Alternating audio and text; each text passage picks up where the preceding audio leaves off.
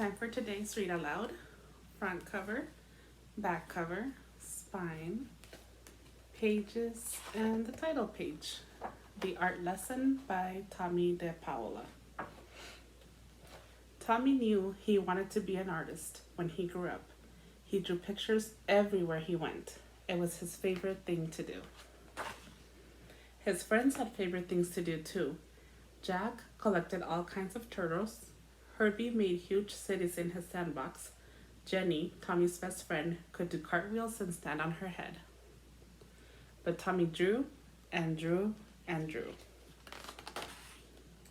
His twin cousins, who were already grown up, were in art school learning to be real artists. They told him not to copy and to practice, practice, practice. And he did. Tommy put his pictures up on the walls of his half of the bedroom. His mom put them up all around the house. His dad took them to the barber shop where he worked. Tom and Nana, Tommy's Irish grandfather and grandmother, had his pictures in their grocery store. Nana Fall River, his Italian grandmother, put one in a special frame on the table next to the photograph of Aunt Chloe in her wedding dress. Why do you think Tommy shared his art with everyone? Once, Tommy took a flashlight and a pencil under the covers and drew pictures on his sheets. But when his mom changed the sheets on Monday and found them, she said, "No more drawing on the sheets, Tommy." His mom and dad were having a new house built, so Tommy drew pictures of what it would look like when it was finished.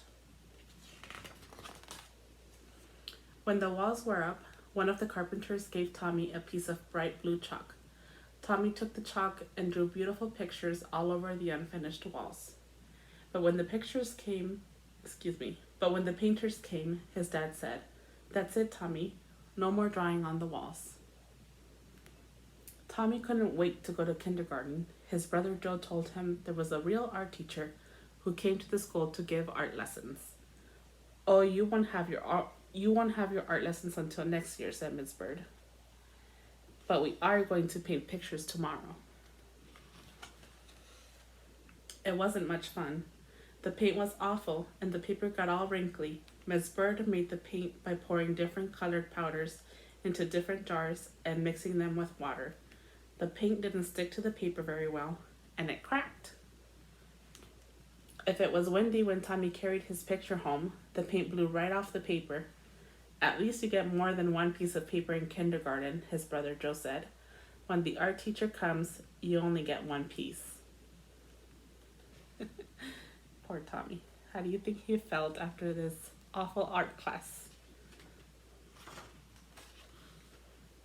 Tommy knew that the art teacher came to the school every other Wednesday. He could tell she was an artist because she wore a blue smock over her dress and she always carried a big box of thick colored chalks. Once, Tommy and Jenny looked at the drawings that were hung up in the hallway. They were done by the first graders. "Your pictures are much better," Jenny told Tommy. "Next year, when we have real art lessons, you'll be the best one." Tommy could hardly wait. He practiced all summer. Then, on his birthday, which was right after school began, his mom and dad gave him a box of 64 Crayola crayons. Regular boxes of crayons had red, orange, yellow, green, blue, violet, brown, and black. This box had so many other colors: blue, violet, turquoise, red, orange, pink, and even gold, silver, and copper. "Class," said Miss Landers, the first grade teacher, "next month the art teacher will come to our room, so on Monday, instead of singing, we will practice using our crayons." On Monday, Tommy brought his 64 crayons to school. Miss Landers was not pleased. "Everyone must use the same crayons," she said. "School crayons." School crayons had only the same old 8 colors. As Miss Landers passed them out to the class, she said, "These crayons are school property, so do not break them, peel off the paper, or wear down the points." "How am I supposed to practice being an artist with school crayons?" Tommy asked Jack and Herbie. "That's enough, Tommy," Miss Landers said, "and I want you to take those birthday crayons home with you and leave them there." And Joe was right. They only got one piece of paper. Finally, the day of the art lesson came. Tommy could hardly sleep that night. The next morning, he hid the box of 64 crayons under his sweater and went off to school. He was ready. The classroom door opened, and in walked the art teacher. Miss Lander said, "Class, this is Mrs. Bowers, the art teacher. Patty, who is our paper monitor this week, will give out one piece of paper to each of you. And remember, don't ruin it because it is the only piece you'll get. Now pay attention to Mrs. Bowers." "Class," Mrs. Bowers began, "because Thanksgiving is not too far away, we will learn to draw a pilgrim man, a pilgrim woman, and a turkey. Watch carefully and copy me." Copy? Copy? Tommy knew that real artists didn't copy. This was terrible. This was supposed to be a real art lesson. He folded his arms and just sat there. "Now what's the matter?" Miss Landers asked. Tommy looked past her and spoke right to Mrs. Bowers. "I'm going to be an artist when I grow up, and my cousins told me that real artists don't copy.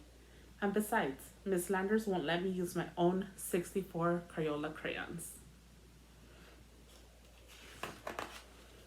"Well, well," Mrs. Bowers said. "What are we going to do?" She turned to Miss Landers and they whispered together. Miss Landers nodded. "Now, Tommy," Mrs. Bowers said, "it wouldn't be fair to let you do something different from the rest of the class. But I have an idea. If you draw the pilgrim man and woman and the turkey, and if there's any time left, I'll give you another piece of paper and you can draw your own picture with your own crayons. Can you do that?" "I'll try," Tommy said with a big smile. And he did. And he did. And he still does. What do you think that Tommy did from the time that he was in school to when he was grown up to make his dream come true? The end.